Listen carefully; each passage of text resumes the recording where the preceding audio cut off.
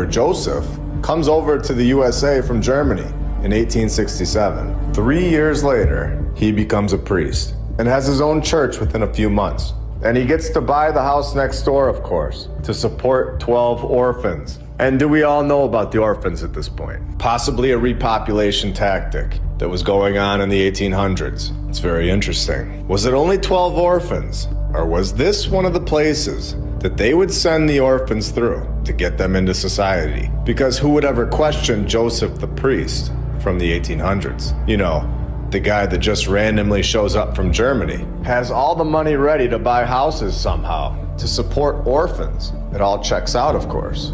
Simple stuff for Joseph. This was known as the St. Joseph Orphan Asylum. It grew so rapidly, for some weird and of course very random reason, that 5 years after it began, Joseph moved the operation closer to the railroad, which is how these individuals would be dispersed throughout the country. So this is a paragraph of admission. We are being told, down to the smallest detail, how this operation worked. It would go through churches. They would bring a manager type over from Europe, call them a priest, give them a house, give them the resources to run these operations, purchasing new buildings with ease to run the program. So not only do you have the world's fairs that were a repopulation tactic, you had these orphan trains and orphan hubs where they would be dropped off and planted into society. The new facility that Joseph was just finding and saying was his. I want to make that clear, he wasn't building anything. He was given these buildings that were already there